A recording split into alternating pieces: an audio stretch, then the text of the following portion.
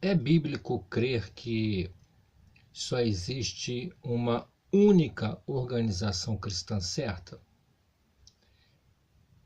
Bom, esta é a visão que as testemunhas de Jeová elas proclamam, dizendo que elas são a única religião verdadeira e que toda e qualquer outra organização religiosa, cristã ou não cristã, são do diabo, são falsas e serão todas destruídas em breve.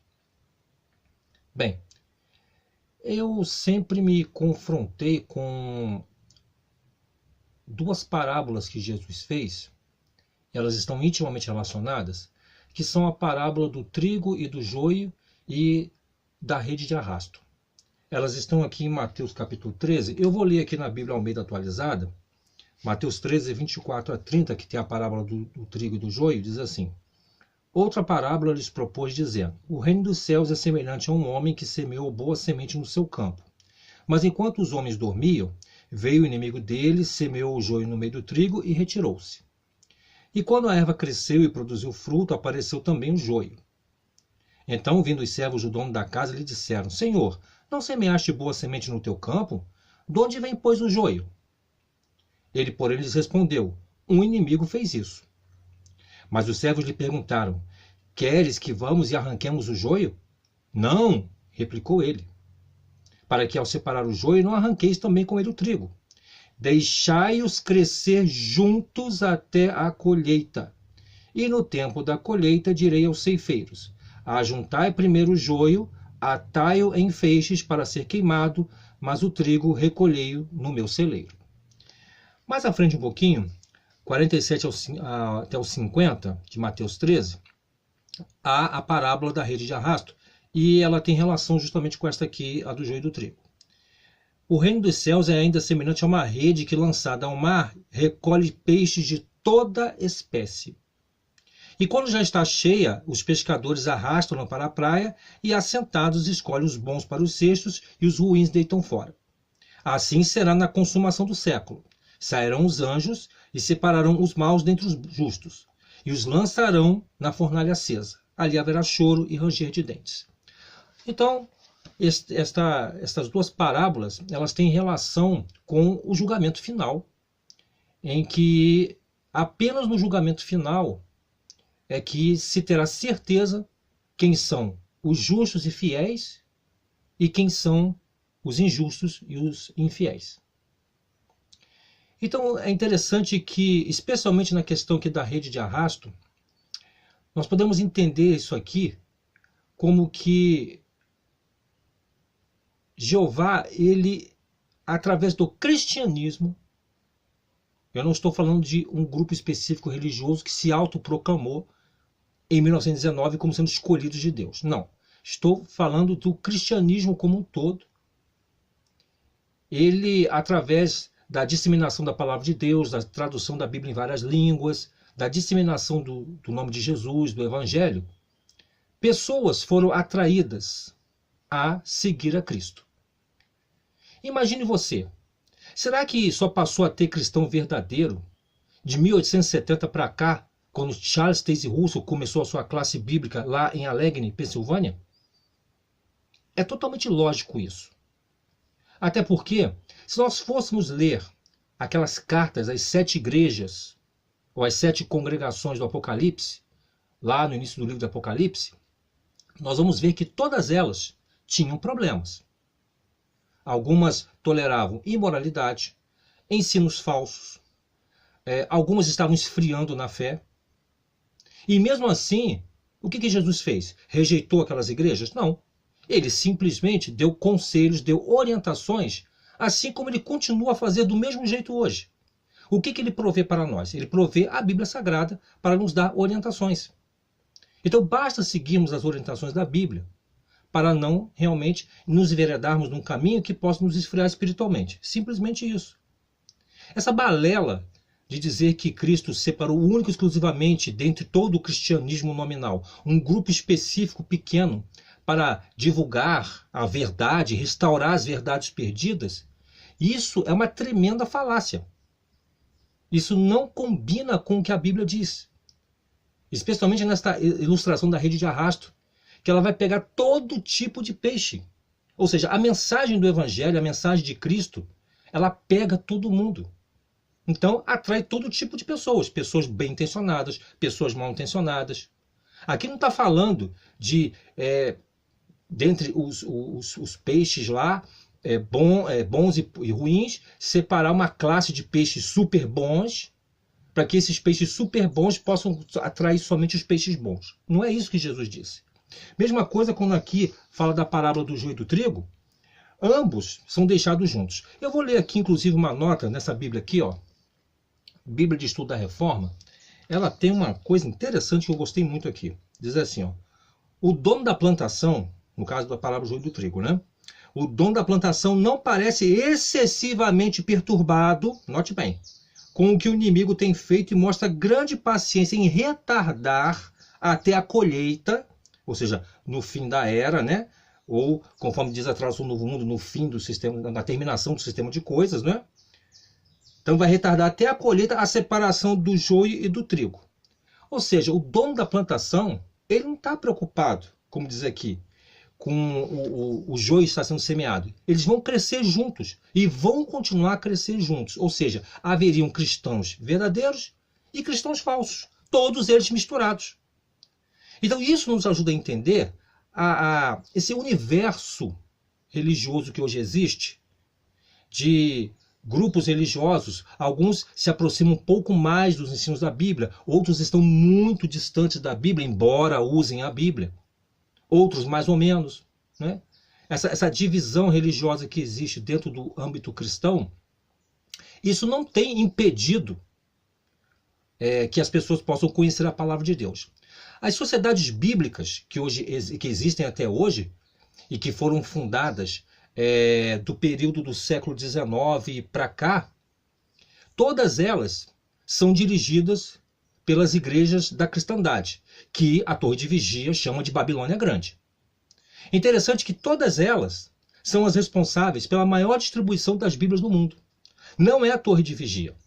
Embora a Torre de Vigia tenha a sua tradução da Bíblia específica, que é a tradução do Novo Mundo, mas ela a distribuição dela em comparação com as Bíblias distribuídas por todas as sociedades bíblicas, especialmente as Sociedades Bíblicas Unidas, que é a maior sociedade bíblica que existe no mundo, a distribuição da tradução do Novo Mundo é pífia. Não é nada perto dos bilhões de exemplares que são distribuídos pelas sociedades bíblicas. Então a palavra de Deus ela foi escrita de um jeito que a pessoa mais simples ela possa entender o básico. O que é o básico? Eu vou ler para vocês aqui Atos 4:12. Vou ler aqui na versão meio atualizada. Atos 4:12.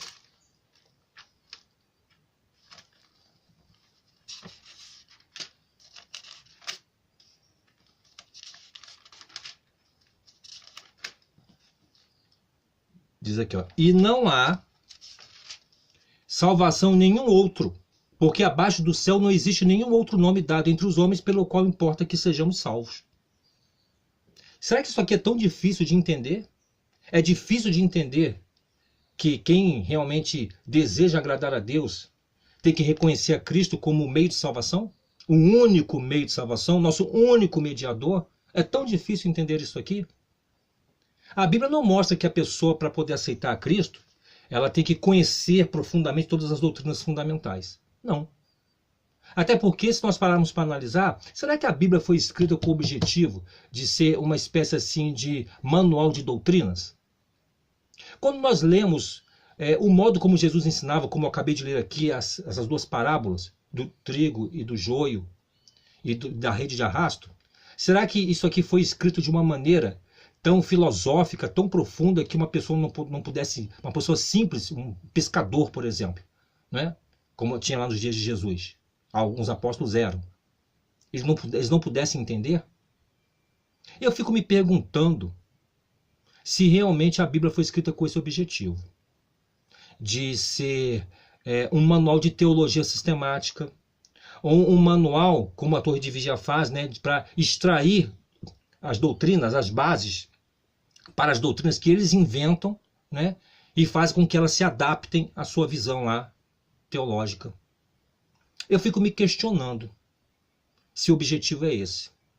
Então, o que eu tenho observado ao pensar e meditar nessas parábolas, especialmente do trigo, do joio e da rede de arrasto, é que o cristianismo é o meio pelo qual Jeová tem usado para atrair pessoas para Jesus, para aceitar a mensagem. E quando vai ser feita a separação? É agora? Não. Aqui, até a própria Bíblia de Estudo Luterana, aqui, que no caso em português, ela é Bíblia Luterana, mas em português ela tem outro nome, né? Bíblia de Estudo da Reforma. Ela explica claramente aqui que o dono, né? Ele não estava preocupado se estavam plantando joio lá. Não. Ele deixou. Ele teve paciência de deixar aquilo, né, vir à tona, frutificar e tal, para quando assim chegar a época certa, ele vai fazer a colheita, ou seja, vai haver um julgamento, em que realmente vai ficar claro quem serve a Deus e quem não serve. Não é isso que a Bíblia diz? Vai ficar muito claro em relação a isso. Então, qual é a nossa preocupação agora? É nós buscarmos servir a Deus. Eu mesmo, eu preciso fazer ajustes em minha vida. Todos nós precisamos fazer ajustes. Aqui não tem nenhum santo, eu não sou puritano, né? Eu sou ser humano de carne e osso como todo mundo. Tenho os meus 5 minutos, tenho os meus vacilos, tenho os meus erros, mas eu estou buscando, tentando acertar. Pelo menos essa deveria ser a ideia. Agora, quem pensa que vai encontrar uma igreja correta, você que é ex-testemunho de Jeová e fica pensando, eu também me vi muitas vezes pensando nisso, eu busquei esses 10 anos que eu estou fora da torre de vigia, fiquei tentando buscar a coisa perfeita, e refletindo de umas semanas para cá, eu vi que realmente é um erro pensar dessa maneira. Não existe uma única religião certa. Não existe isso. O que existe é o cristianismo que Cristo implantou. Os ensinos que ele deixou. E tanto é verdade que quando ele escreveu aquelas cartas àquelas 7 igrejas da Ásia, mencionadas no início do livro de Apocalipse, mostra que ele tinha um povo. Sim, ele tinha um povo. Um povo que ele queria encaminhar, queria direcionar. Mas ele não impediu que este povo se desviasse. Assim como aconteceu com Israel. Nós sabemos ali, né? Especialmente nos dias do rei Acabe, ele, juntamente com a sua esposa Jezabel, implantou a adoração de Baal toda lá em Israel. E quem é que estava lá tentando servir a Jeová fielmente? O profeta Elias, sozinho. Chegou um ponto que ele estava tão agoniado que ele se perguntou se só tem eu aqui de servo de Jeová. Aí Jeová disse para ele, não, eu tenho 7.000 que não se curvaram diante de Baal. É interessante isso, né? Ou seja, dentre aquela nação toda apostatada, e Jeová não rejeitou a nação, ele manteve aquela nação, só rejeitou quando chegou no ponto absurdo, quando eles, né, como nação, mediante os seus líderes e dirigentes religiosos, assassinaram Jesus Cristo. Aí, ali chegou no limite. Então, dali para frente, Jesus, ele formou, vamos dizer assim, um novo povo. Não era mais judeu quem era judeu da circuncisão, mas se tornava, vamos dizer assim, judeu aquele que era judeu no coração. Como o Paulo, né, em Gálatas ali, ele fala alguma coisa sobre isso.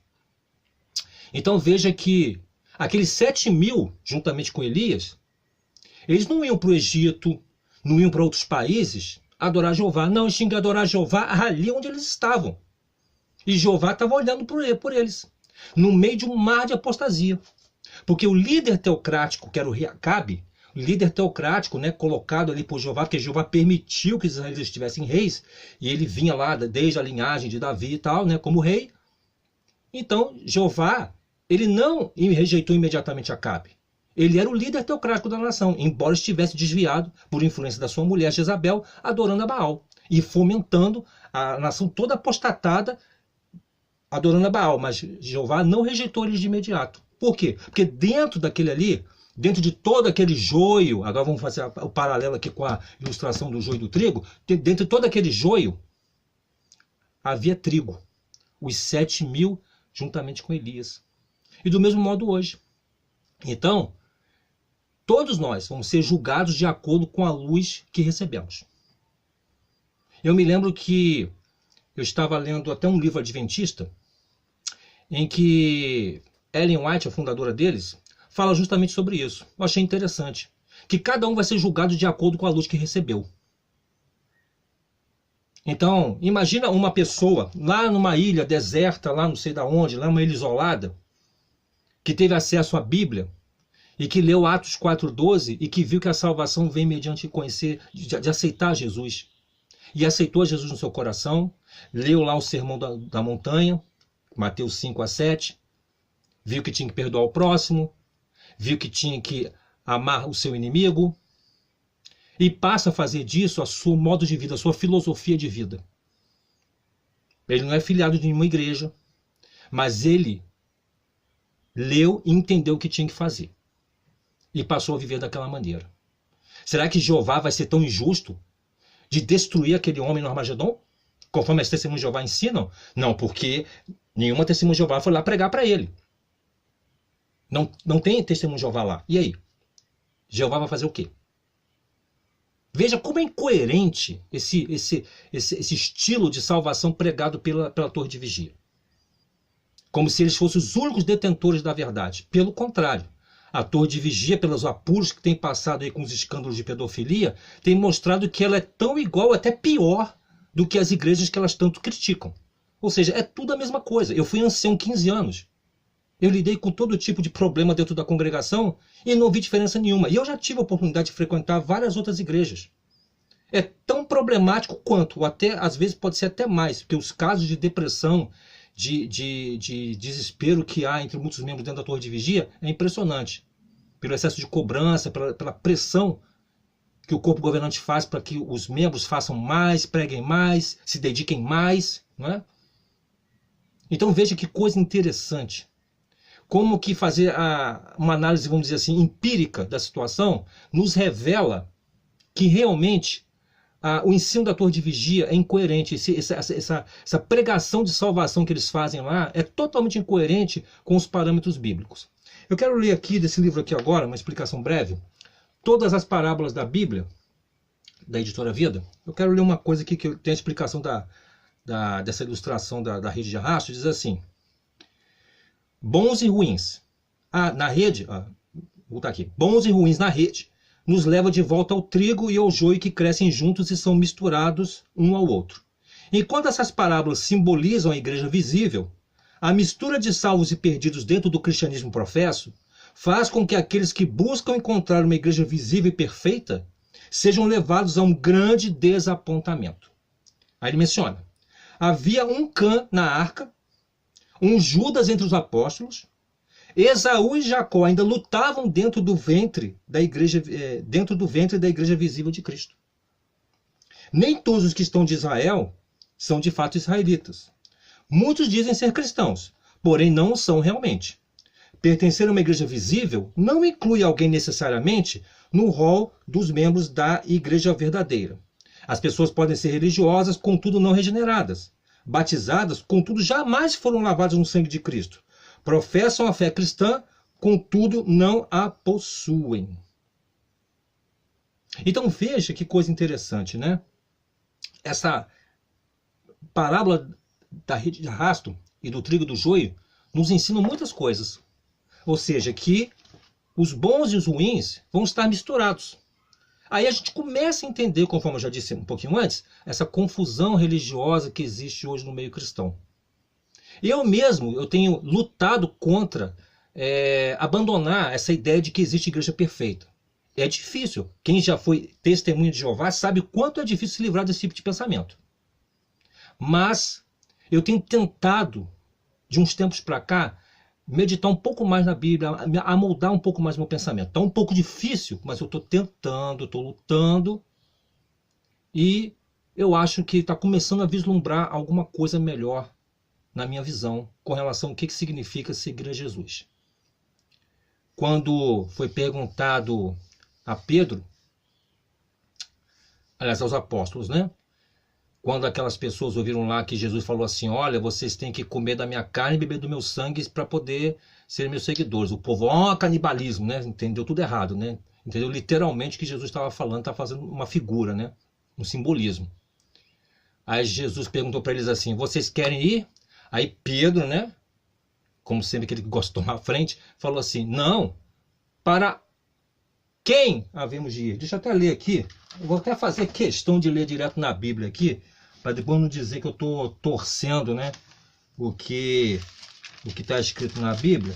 Eu quero salientar um ponto importante aqui, João 6, 66 em diante. E a Torre de Vigia gosta muito de usar esse texto, né? À vista disso, muitos dos seus discípulos o abandonaram e já não andavam com ele. Então perguntou Jesus aos 12, porventura quereis também vós outros retirar-vos?